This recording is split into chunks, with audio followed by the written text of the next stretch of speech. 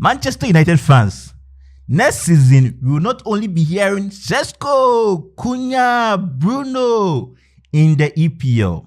We will certainly be hearing that as well in the Champions League, as the win against Brentford solidify our place in the Champions League. Now we still have about 99% chance of playing in the UCL next season. The only sad thing is that our uncle Casemiro will not be playing for us next season, as he already announced that he'll be leaving the club at the end of the season. It's unfortunate. If I had my way, I will reincarnate him or reduce his age to somewhere around 25 years for him to play for us for quite a long time, because he has been very, very, very important for us. I'm not sure today there was any player on the pitch who had a lot of interception more than him. And on top of that, he added the icing to the cake by scoring or giving us that lead against this stubborn Brentford side. If you're talking about one of the teams that has really tormented us in the EPL in recent past, it is this Brentford team. In the first round of this EPL, they whipped us 3-1. Yes, that was under Amarum. They whipped us 3-1. And the year before, they also scored us 4-3.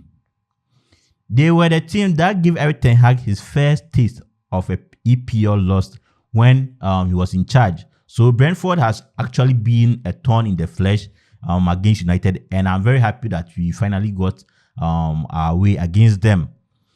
That was not the only thing. Coming into this game, United were a par on point with Aston Villa, Liverpool, all having 58 points, and they were separated only by goals. So it was imperative that we won this game, and that's what we did. Uncle Casemiro with the header, followed by that incredible, calmly controlled and well-placed goal by Benjamin Sesko. Again, he currently has 11 EPL goals, and I think he has done well, especially it being his first season and, trying to integrate himself into a new league. He has done well. We've had strikers of the past who couldn't even score a double digit. And this young lad just joined us, and the season is not yet over, but he has been able to score 11 EPL goals. I think he has done incredibly well. Tonight, I will say that almost all the players did well. Sidney Lamans, he reminds me of young De Gea, but I think he's a bit levels ahead if you compare where De Gea started and where he has started. I'm sure that going forward, he will be able to attain the levels of Courtois if he's able to maintain the consistencies that he is beginning to show. So we've got in our hands a real gem. Kobbie Mainoo was very good today, controlling the tempo, linking or connecting the defense to the attack with the 1 or 2 passes, swinging play left, right, center. Kobbie Mainoo did very well. And the master magician, Bruno Fernandes, Captain Fantastic. I think he did very well. He could have had a couple of goal assists, if not our attackers being wasteful. He did very well with the pressing, attacking, trying those risky passes that he does all the time, and giving Benjamin Sesko the assist. Currently, he only needs 2 more assists to break that record, and I'm still rooting for him. I'm sure he's going to achieve that goal this season.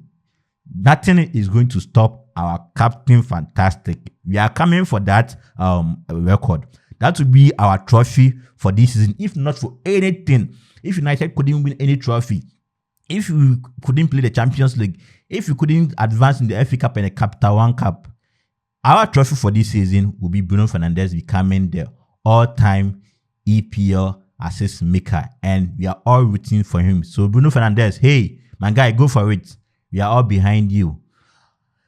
As I was saying, a lot of the guys did well. Harry Maguire also returned from injury, and he did superbly well. He was in the contention for man of the match, and also Ethan Haven. Arsenal fans, thank you very much for this gift.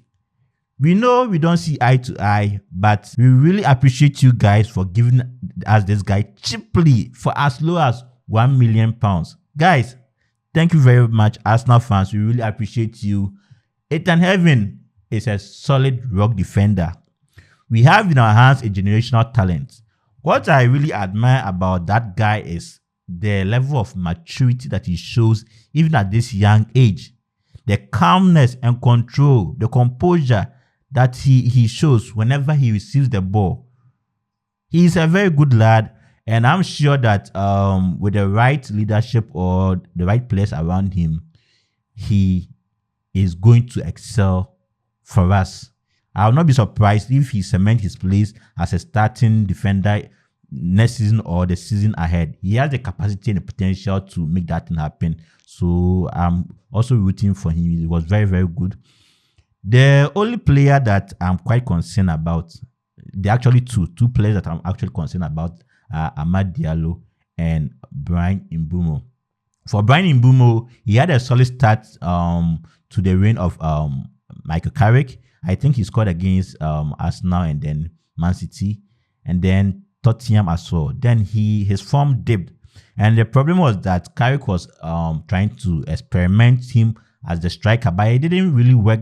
And he's now reverting to the right wing.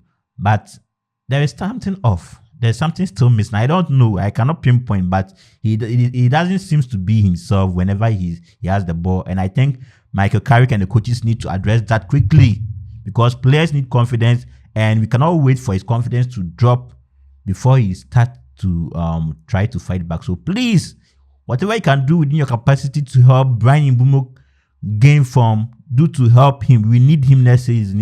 He's a great asset to this team and we need him to be at his best going forward for us.